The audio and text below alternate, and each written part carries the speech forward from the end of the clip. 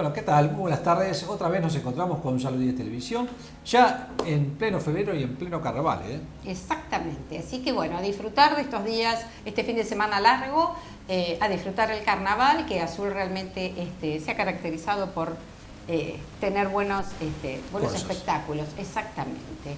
Bueno, hoy hablamos sobre, presentamos un poco a la Asociación de Cirugía Cardiovascular, cuáles son las funciones que cumplían y cuáles son las metas que tienen. Y hablamos con Mario Ibarra, que es el presidente, y con el señor César Vena, que nos explicaron un poco cuáles son los alcances que quieren ellos trabajar y cómo quieren poder cumplimentar todo lo que se ha trabajado en la Asociación de Cirugía Cardiovascular en Azul. Que Azul le debe mucho, realmente.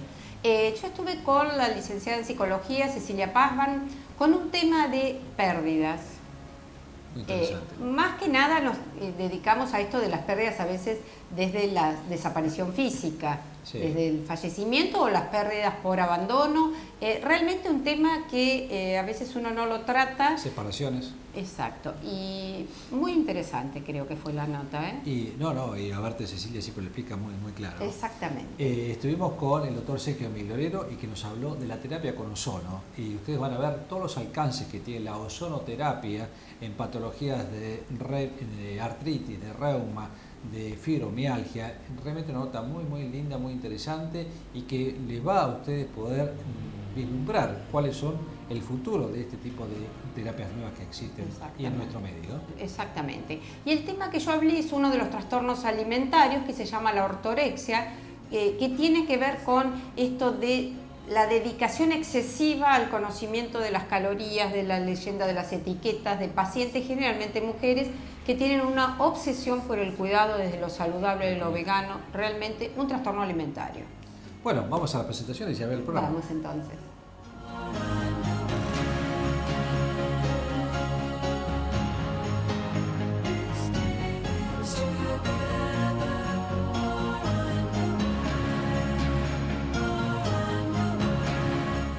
Hoy vamos a hablar con una asociación que está presente en nuestro medio, en la ciudad de Azul, desde hace muchísimos años, que trabajó mucho para la ciudad, y se trata de la Asociación de Cirugía Cardiovascular. Ustedes sabrán que esta asociación se fundó hace muchísimos años, que realizó muchísima actividad en nuestro medio, específicamente en el Hospital Pintos de Azul, y se hicieron varias y numerosas cirugías realmente de una complejidad muy elevada de cirugía cardiovascular en nuestra ciudad, y que lamentablemente hace muchos años estamos carentes de este tipo de cirugía en nuestro medio por una falta de desarrollo de todo esto de lo que era cirugía cardiovascular. Un poco los invité al presidente, al señor Mario Ibarra, y al tesorero César Vena, que son los dos grandes conocidos de nuestro medio, de nuestra ciudad, un poco para que nos expliquen primero cómo se inició la Asociación de Cirugía Vascular y cuáles son los propósitos que tienen y el futuro del cual los espera a ellos y los espera a nosotros como comunidad que podemos desarrollar con la Asociación Cardiovascular. Muchas gracias por estar con nosotros, César y Mario. Sí. Y bueno, un poco como les dije en esta introducción, esta breve introducción, bueno, a ver cómo surgió esto. Seguramente César, que es que uno de los pioneros también de todo esto, me va a empezar a comentar cómo surgió un poco la asociación. Bueno, esto se inicia por, estaba Miguel Ángel Precioso, que había sido operado del corazón en los Favaloro. Entonces, como él tenía mucho contacto con los médicos, entonces se reunieron. Me acuerdo que la primera reunión se hizo en la capillita del hospital municipal, y ahí resolvieron empezar a gestionar en La Plata o en Buenos Aires para ver si se podía traer un grupo de médicos para hacer la cirugía cardiovascular en Azul. Sí. Es así que después se funda la asociación, Miguel Ángel el presidente, y bueno, y los médicos eran los colaboradores de él, los asesores. Bueno, y bueno, es así que viene un grupo de médicos a operar acá, que después todos saben lo que pasó. Sí, se habían hecho más de 100 cateterismos y operaciones, no las tengo ahora en mente, pero mucha gente de todo el centro de la provincia de Buenos Aires. Bypass, válvulas. Sí, todo eso. Quesada como hemodinamia y los otros doctores, que era el doctor Viasco, yo le iba a decir doctor, Gil Miranda, Era un equipo de La Plata, ¿verdad? de La Plata, pero yo creo que Gil Miranda era casado con una chica de Azul. De Azul. Y el doctor, el que hace flebita, que tiene flebita como Turón Molina. Turón Molina, también estaba en el equipo. Así que se había formado un buen equipo para las operaciones. Y bueno, todo marchaba sobre el riel. ¿Y hasta cuándo se realizaron cirugías cardiovasculares en Azul? ¿Hasta qué año más o menos? Yo creo que hasta... Y se terminó con la gestión de Duclos. Se fue Viasco, ¿no es cierto? Sí. Se fue, pero al poco tiempo nos enteramos que no era médico, bueno, sí. Por mil motivos. Y viene el doctor Naín. El doctor Naín opera hasta que Duclos entrega la gestión. Y a los 15 días nos enteramos que el doctor Insa rescindieron el contrato. A nosotros no nos llamaron por los motivos. O sea que hace 4 años y medio realmente claro, que no estamos sin cirugía cardiovascular. Entonces nosotros, esperanzados, lo vamos a ver al doctor Insa, a ver si él iba a restaurar el servicio, más allá que se había de Naín, que llamara a concurso. Bueno, nos prometió que sí. Acá Mario Ibarra tiene un cuñado que es cardiólogo, había equipo interesado, pero el doctor Insa dice, no, nosotros tenemos 2 equipos de La Plata que van a venir a presentarse en el concurso. Eso sucedieron los 4 años de gestión de Insa. O sea, el concurso nunca se abrió. No se llamó. No se llamó nunca. Y bueno, nosotros todos los años hacemos asamblea, los socios que van, los pocos socios que van a la asamblea, porque hoy nadie le gusta ir a una asamblea, sí, ni participar de comisiones y todo. Bueno, yo lo convoco a Ibarra si me acompaña para no cerrar la asociación. No, seguro. Porque se ha hecho una obra ahí, quien no la conoce, magnífica. Eso iba. Y Mario, yo sé que ustedes han trabajado mucho y que han hecho realmente muchas actividades y hay obras que están en el hospital y que hoy me consta que estas obras están como depósitos en vez de ser quirófanos realmente donde se realice cirugía cardiovascular. ¿Cuál es el propósito de ustedes de acá el MAS con todo esto? No, el único propósito de nosotros es que se restablezca el servicio. Pero nosotros hemos hablado con el actual intendente, con Insa también, y eso depende de ellos, no depende de nosotros, porque nosotros lo único que se hizo es entregar la obra que es del hospital. Exacto. Y nosotros de atrás colaborar con lo que se pueda. Sí. Pero eso depende pura y exclusivamente de una decisión política. Mucha gente piensa que la cirugía cardiovascular es mucho costo para la ciudad y para la municipalidad. Explíquenle esto a la gente porque realmente no es así. Sí, mira, el que te lo va a explicar mejor va a ser César, que es el que anda en todo el tema ese. Sí. Claro, el grupo de médicos que gana el concurso hace un ofrecimiento de un porcentaje de acuerdo a las operaciones que hace, ¿no es cierto? De lo que cobra en bruto le da un cierto porcentaje al municipio por poner las instalaciones, las chicas de cirugía, todo. Pero hay en el pliego, tiene que tener un médico permanente acá, recuperador, porque el doctor viene y se va a operar tal vez a otra ciudad. Entonces, si hay una descompensación, ese médico que tiene que estar 48 o 72 horas con el paciente para ver cómo evoluciona, entonces eso es lo que no se puede lograr. Están los médicos recuperadores, pero... Bueno, ustedes tienen toda la voluntad de que asociación cardiovascular realmente continúe.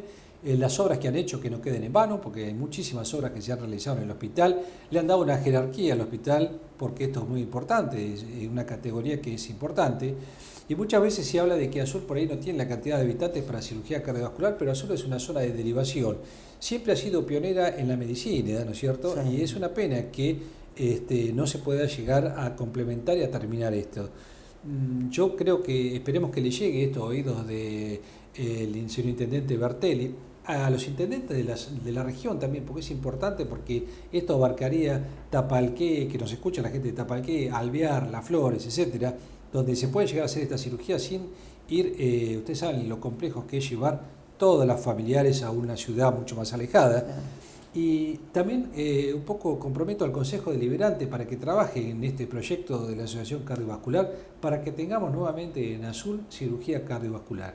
Esto es algo muy importante porque esta gente ha trabajado mucho para Azul desde hace muchísimos años, se han realizado muchas cirugías con éxito y la idea es que esto se pueda seguir trabajando. Así que hago un compromiso a aquellos que están encargados de la parte política que pongan su granito de arena para que estas cosas se puedan destrabar y se puedan llevar a cabo. No sé, César y Mario, si quieren decir algo más. Sí, yo, doctor, primero agradecerle la deferencia que ha tenido con nuestra institución. Yo creo que, no sé si lo saben, cuando más servicio hay en el hospital, más aumenta la coparticipación. Exacto. Entonces, yo creo que sería oportuno ahora ir a las autoridades provinciales, nacionales, a ver si podemos restablecer el servicio y aparte terminar la parte que es de hemodinamia, que está arriba, y abajo la entrada de las ambulancias por calle Alvear, sí. Porque faltan detalles. Hoy los detalles es dinero. Entonces yo creo que conseguir un subsidio, si es que no lo terminó de enviar la Nación, a ver, gestionarlo, si quedó la carpeta y si no, llevársela. Sí, porque me consta que también había habido un subsidio que no sabemos si llegó o no llegó. Claro, había llegado yo creo que un 60%, sí. Pero el doctor Insa dice que llevó la carpeta y debido, cuando la vio, dice que la apartó, dejó otros pedidos que le hizo Insa, pero después no sé si la volvió a gestionar, no sabemos nada. Esperemos que llegue a oídos de la gente que está encargada actualmente de conducir a nuestra ciudad y conducir la salud de nuestra ciudad, ya sea a nivel del hospital y a nivel del secretario de salud, y que se pueda llegar a un arreglo y que cirugía cardiovascular siga nuevamente estando como había sido un logro realmente para nuestra ciudad. Claro, nosotros vamos a tener una reunión con el secretario de salud, ya nos prometió. Cuando venga Usuripé, que estaba en uso de licencia, sí.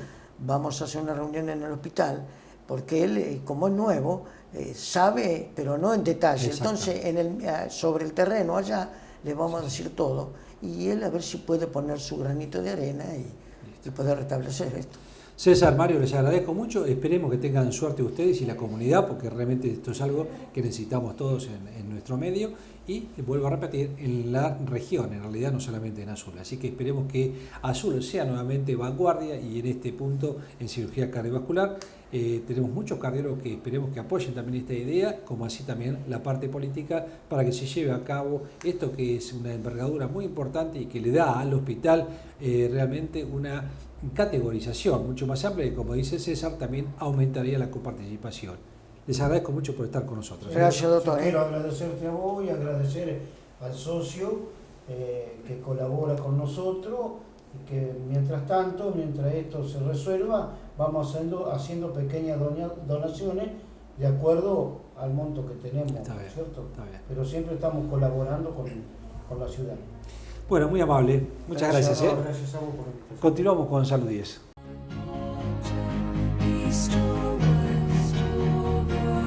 Bien, el tema, como anunciábamos, las pérdidas, desde varios factores, pero seguimos charlando con Cecilia Pazman, psicóloga, ya la hemos tenido en otros programas, pero realmente nos da un enfoque que nos ayuda a tratar estos temas que a veces son dolorosos y otras veces no lo son tantos, pero tenemos que empezar a enfrentarlos, a afrontarlos y a manejar. Cecilia, gracias por estar con nosotros. Y esto de las pérdidas, de los adultos, los adolescentes, los niños, ¿cómo manejamos esto que es mucho? Pérdida. Bueno, viste que en la vida no siempre ganamos, nos encantaría ganar siempre, pero también perdemos. Y ganar es lindo, nos gusta, y perder no nos gusta. Es difícil aceptar la pérdida. La pérdida de todo, o sea, todo lo que nos falte, todo lo que no tengamos más, duele. Me parece que para hablar de la pérdida es fundamental hablar de algo que Bowley, un autor inglés, trabajó mucho, que fue el tema del apego. Ajá. La naturaleza humana, y no solo la humana, la animal también, es la de apegarse a algo. Este autor trabajó mucho este tema y vio que los animales también se apegaban. Y no solo se apegan entre ellos, sino que también se apegan a los adultos. Tenemos infinidad de historias, Exacto. estas que aparecen en las películas. Había una que se llamaba El Perro, creo que era hace poco. Estos animales, por ejemplo, que muchas veces su dueño fallece en un hospital Se quedan y esperándolos. se quedan esperando la vuelta. Bueno, esto tiene que ver con el apego. El ser humano bueno, y el animal también, decíamos, busca apegarse porque busca ser reconocido, busca ser tenido en cuenta, busca ser querido, busca ser mirado. Entonces se pega. Y la pérdida de ese apego es muy dolorosa. Por eso es tan dolorosa la pérdida, digamos, porque hubo apego. Si no hubiera habido apego, no. Si pasa el momento y ya está. Ya está. Ahí está la dificultad, realmente. ¿Cómo manejamos en los grupos familiares, yendo a lo más traumático, a la pérdida de padre, madre, un hermano, Claro, un abuelo en los niños, donde las primeras pérdidas, a veces si las cosas se dieran como deberían ser desde los abuelos para abajo, de bisabuelos, ¿cómo manejamos yo decía recién que toda pérdida duele. Y vos llevás el tema a las pérdidas que son como más intensas, que son los duelos. Exacto. La verdad que la pérdida por ausencia de alguien es sumamente dolorosa porque, bueno, lleva el tema de la muerte y este es un tema que la naturaleza humana no puede resolver nunca. Es la gran deuda que tenemos. Realmente es imposible resolver el tema de la muerte.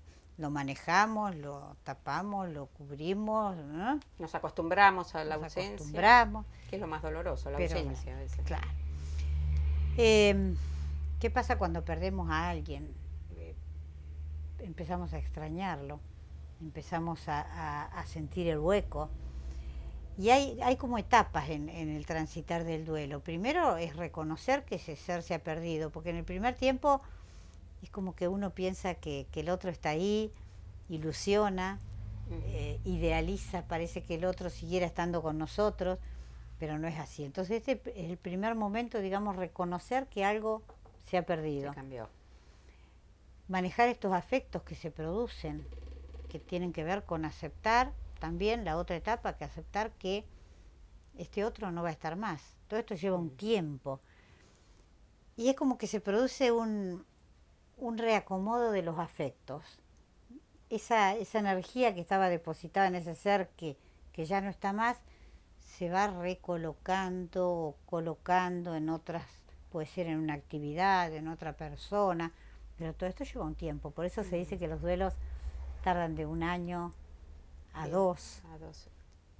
Pero también hablamos de que hay duelos que son normales y también hablamos de que hay duelos que se complican y pueden transformarse en patológicos.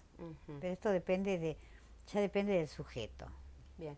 Supongamos ante la pérdida, uno a veces cuando suceden en los grupos familiares uno trata de cubrir y acompañar y a veces estar demasiado, ¿no? Dejarlo solo. Es como que tratamos de salvar la ausencia de alguien con nuestra presencia. Y a veces es necesario que dejemos el espacio del que más siente este duelo, o en los chicos, es decir, nadie llora delante de la pérdida de alguien, nadie lo trata el tema, es como que de golpe.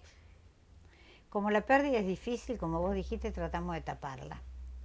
Tratamos de obturarla porque realmente cuesta aceptarla. Entonces la disfrazamos. Por eso hoy en día se ha perdido también tanto en cuanto a las ceremonias de la muerte. Velorios que a veces no existen, separaciones que prácticamente se tapan rápido, abandonos de situaciones que... Sí, como que no se le da un tiempo también a esta cuestión del duelo. Se intenta tapar enseguida, comenzar la vida normal, no hay ese tiempo de la tristeza, del ensimismamiento, que se ha perdido, pero se ha perdido también por cuestiones sociales, ¿no?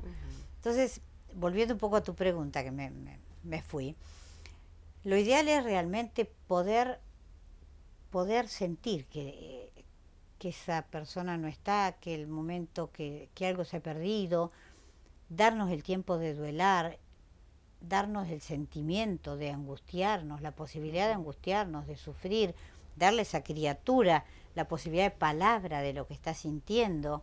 Sí, porque uno por ahí lo tapa, A veces, nadie llora, y por ahí lo que necesita es llorar con otro. a veces se tapa absolutamente, claro. ¿Por qué? Porque está visto que llorar no está bien visto socialmente, los hombres no lloran, todavía seguimos manteniendo todas Esta estas postura, cuestiones. sí.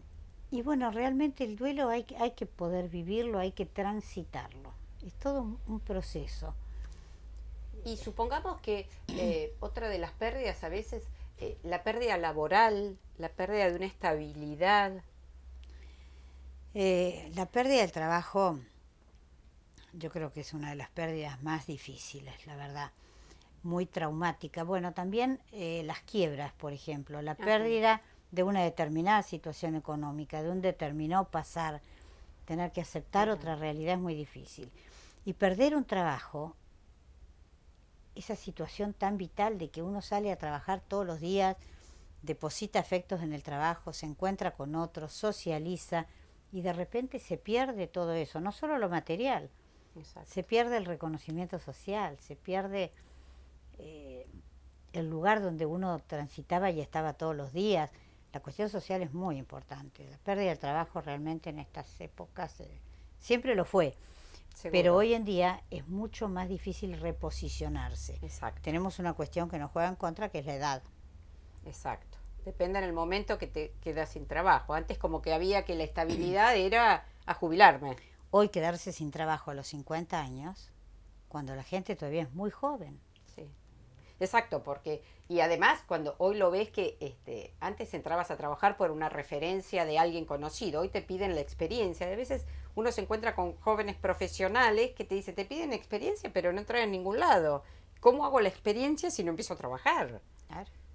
Y eso que están saliendo o quizás con la apertura de hacer cualquier forma de trabajo. Quizás el adulto o el que ya estuvo trabajando alguna vez lo piensa desde muchos lados, no se arriesga a lo nuevo, a lo inédito o a lo arriesgado realmente irse a trabajar a otro lado, ¿no? Esto qué difícil para el grupo familiar. Ahí entra a jugar esto que hablábamos hoy de la subjetividad. ¿Qué herramientas tiene cada uno para enfrentar las situaciones de hostilidad? Digamos, que esto es lo que se llama resiliencia, un poco, la capacidad del ser humano de enfrentar la adversidad.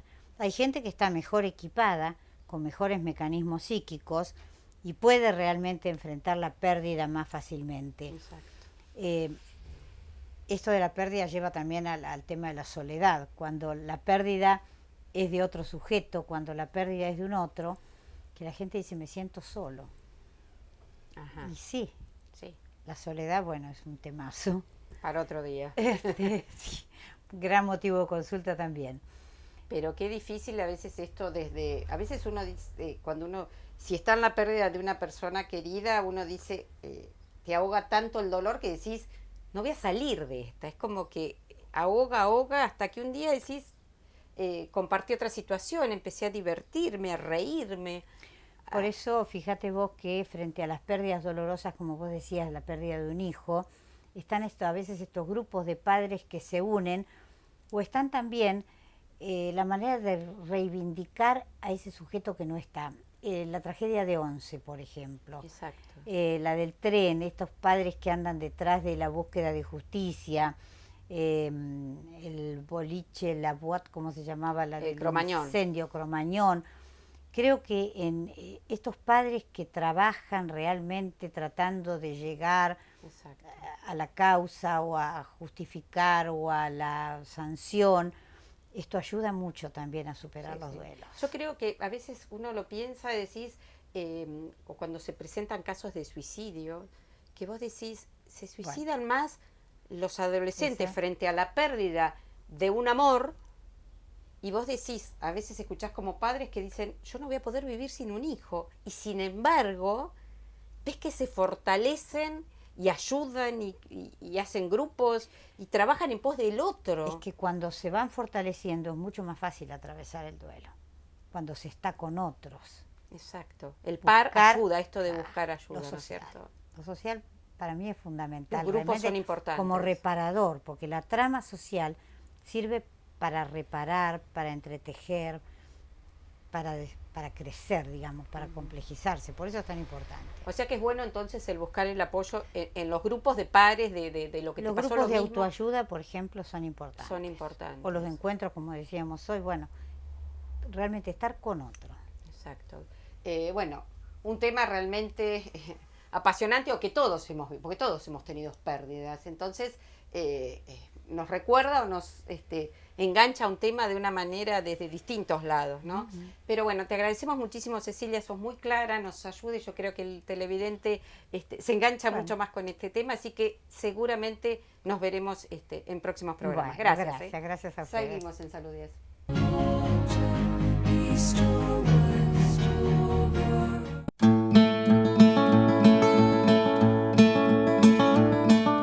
Tema de hoy, un tema que realmente se está dando más a conocer, que es la ortorexia.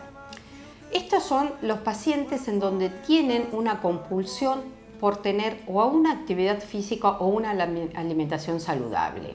Tienen una obsesión muy importante en estar absolutamente proyectando cuántas calorías vamos a consumir, cuántas calorías vamos a gastar. O sea, hacen rutinas extremadamente exigentes, haciendo tanto gimnasia localizada como gimnasia aeróbica, cambiando los tipos de actividad física que se hacen y con un excesivo control de todo lo que se consume.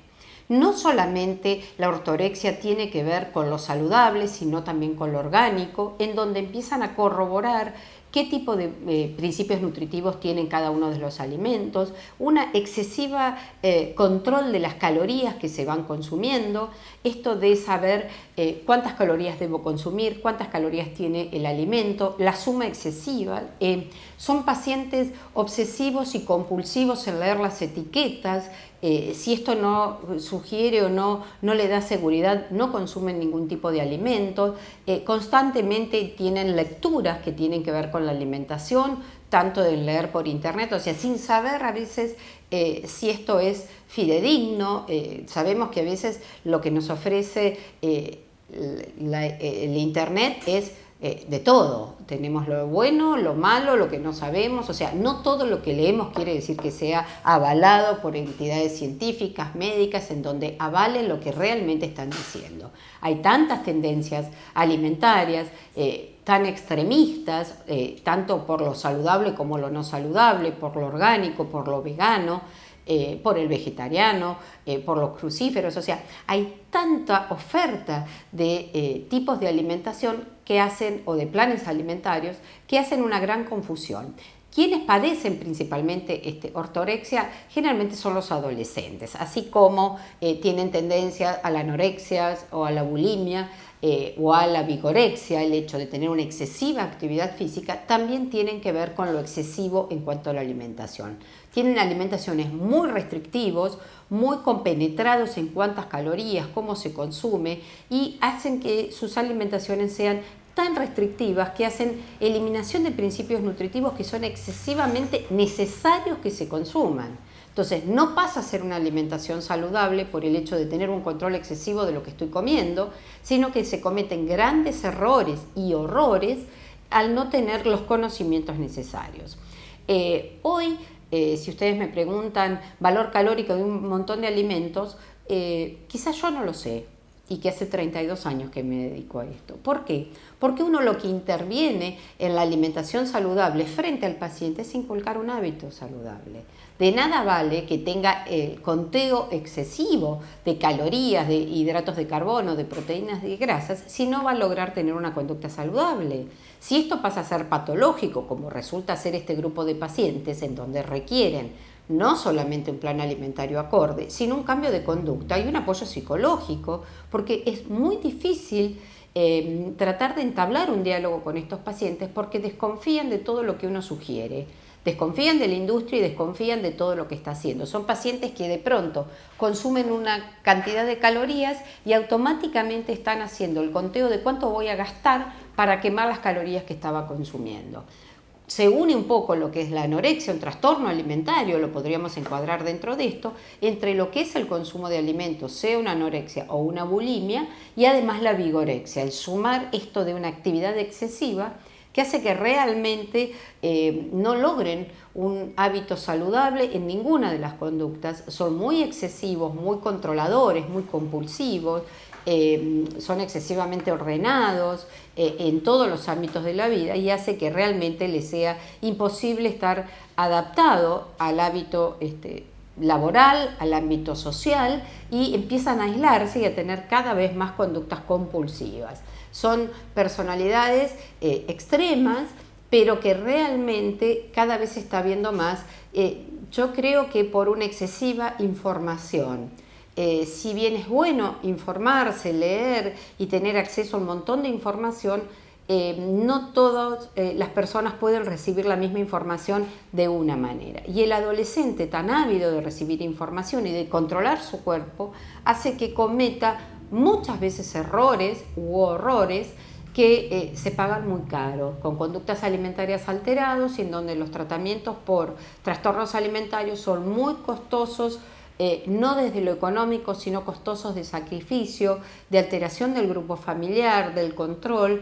Son tratamientos muy complicados para el adolescente, para el grupo familiar y para el profesional. Es muy difícil llegar. Entonces, estemos atentos con los adolescentes, no solamente, podríamos hablar desde los 9 y 10 años, ya en una etapa prepuber, donde realmente los datos a considerar hacen que estemos atentos como papás frente a este control excesivo que hacen los chicos. Seguimos en Salud 10.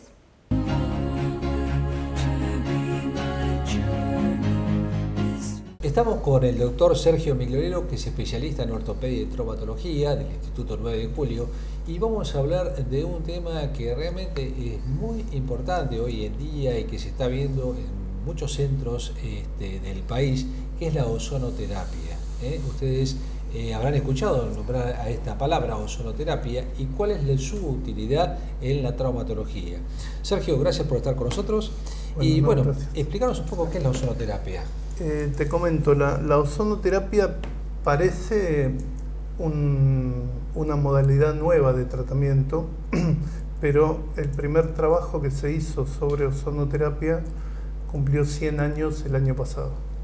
O sea, desde 1915 lo hizo un médico Wolf sobre 21 casos de infecciones en la Primera Guerra Mundial y logró curar a 20. Hablamos de antes del descubrimiento de la penicilina, 1915. Sí. Últimamente, lo que pasa es que el ozono a lo largo de los años no ha tenido una difusión, creo que un poco opacada por los grandes descubrimientos a nivel de los laboratorios y medicamentos.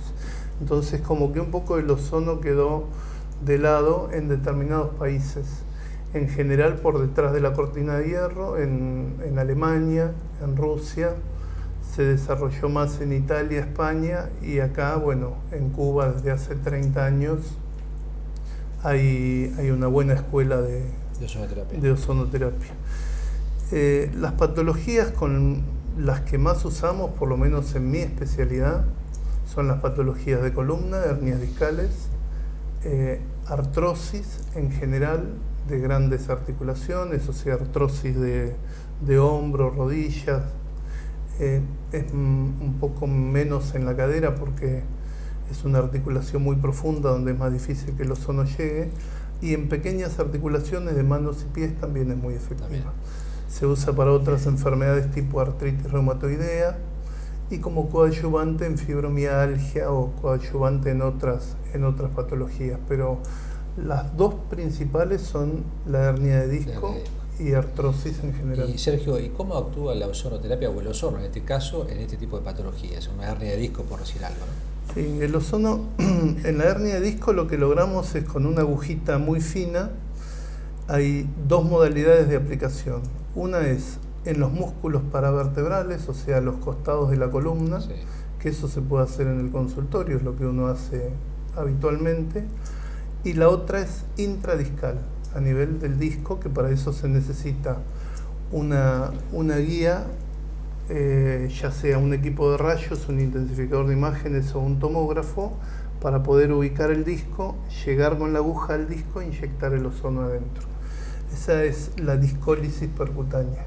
Esto no es doloroso. La discólisis percutánea sí, es molesto porque hay que pinchar una zona que está rodeada de muchos filetes nerviosos. Pero el beneficio después es mucho más amplio que esa molestia. Sí, lo que pasa es que para hacer una discólisis lo haces en un quirófano. Entonces, al hacerlo en un quirófano tenés la asistencia del anestesista, pones una vía, das una sedación o haces un poco de anestesia local, porque hay que penetrar demasiado el tejido para llegar con la aguja. No en una paravertebral, que eso se hace habitualmente en el consultorio. Está bien. Y yo tengo experiencia en eso porque me he hecho en el cuello, en la columna, en la rodilla, en todos lados. Está bien, todo bien. Te puedo decir dónde duele más y dónde duele menos. Está bien, no hay nada mejor que el ejemplo propio. Fui el primer paciente que usó sonoterapia acá. Está bien. Con el síndrome de Steven Johnson cuando estuve internado. No, se puede usar también por distintas vías, o sea, yo la uso inyectándola. Se puede usar por vía intrarrectal, con una sonda se insufla, se inyecta el ozono, o sea, a través de una cánula, de una sonda. Sí. Eso, uno busca un efecto sistémico con eso, o sea, tener un efecto similar al de un suero o similar al de sacar sangre, ozonizarla y volver a pasar, lo que se llama autohemoterapia. Y perdóname, cuando dijiste cánula intrarrectal, ¿porque se absorbe por el intestino el ozono? Sí, el ozono es, no lo dije, pero el nombre ozono deriva del griego ozein, oloroso, o sea, es un gas con olor.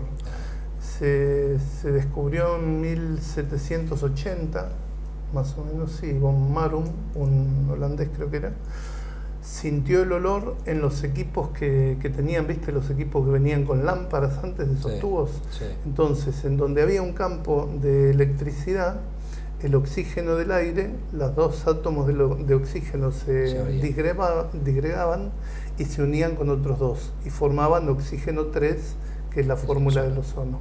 Ese ozono tiene un olor muy particular, o sea, cuando vos aspirás el ozono, una dosis muy pequeña de ozono, sentís el olor como el de las tormentas eléctricas, que es cuando se genera el ozono en forma natural en la atmósfera.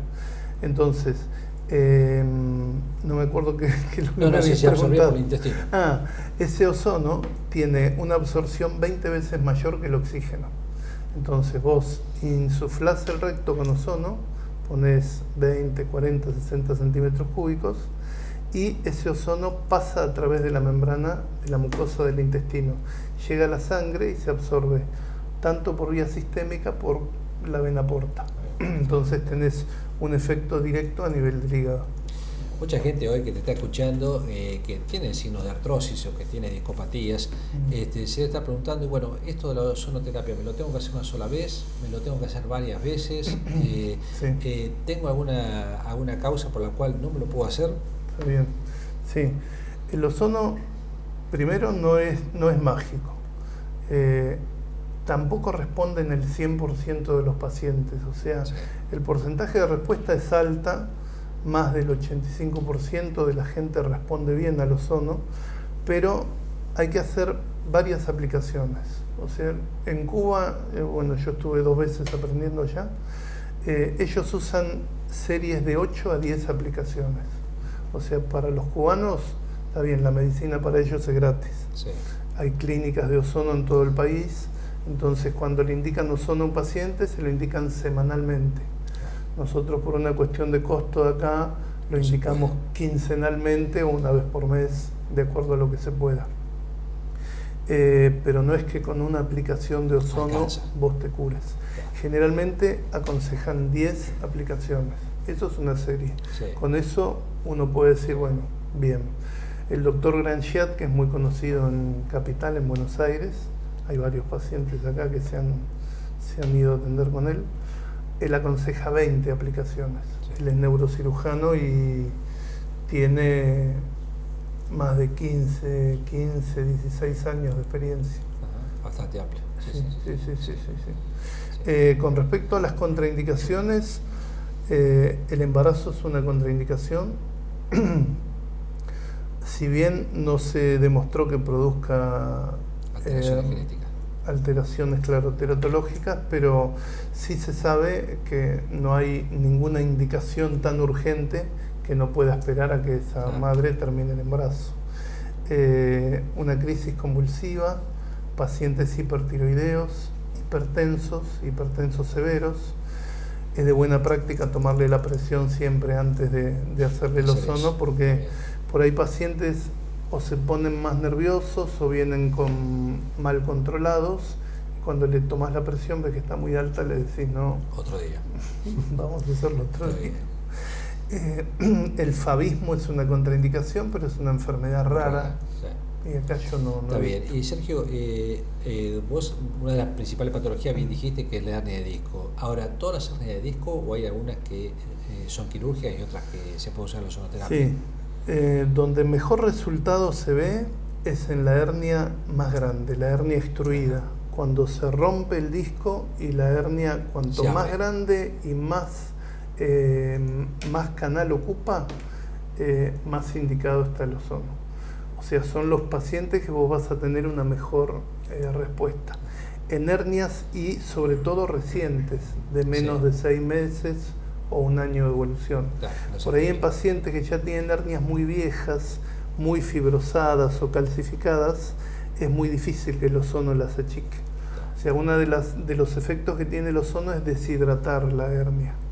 Entonces, al deshidratarla, ayuda a que se achique el disco y se mejora la y mejora el espacio donde tiene que pasar la raíz. Pero ¿qué ocurre? Si es una hernia de muchos años de evolución, es muy difícil que se achique eso. Lo que sí yo he visto en pacientes de edad con artrosis de columna, que mejora el cuadro de dolor.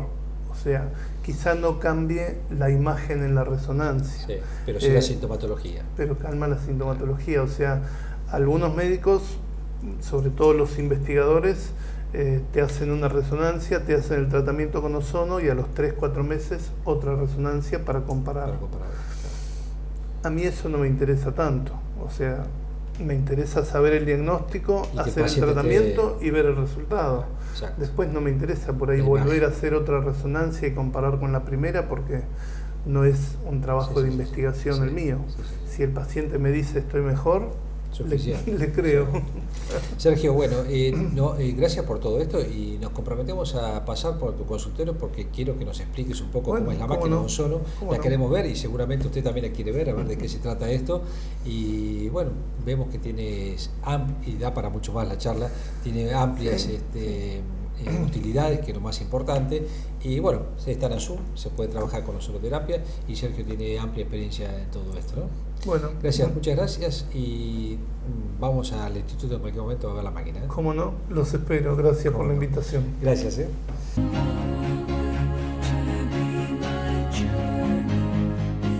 Bueno, llegamos al final del programa, Marcela, ¿qué tal? ¿Te gustó? Realmente temas importantes, el valorizar la acción de la gente que forma parte de la Asociación de Cirugía Cardiovascular, realmente... Y cuántas cosas que tienen ganas de hacer, cuántas cosas que no pudieron hacer y que realmente se sienten impotentes a veces en un montón de cosas que quisieron poder realizar y tienen un tope, a veces político, digamos, que no pueden progresar, ¿no? Pero bueno, esto es con colaboración de todos nosotros. Totalmente. Solos, ellos lo que hacen es dirigir las acciones, pero necesitamos de las acciones de todos los azuleños para llevar a cabo, tener el hospital que nos merecemos. Y que tenga un poco más de jerarquía con este tema de cirugía cardiovascular. Exactamente. Bueno, lo de Cecilia, muy interesante, el tema de pérdidas, que hiciste la nota. Doloroso desde el punto de vista desde quien pierde un ser querido, pero esto de fortalecerse y renacer de las pérdidas y seguir viviendo. Y el doctor Milorio, que nos habló de ozonoterapia, y tenemos la deuda con él de que dijimos que íbamos a ir en algún momento al instituto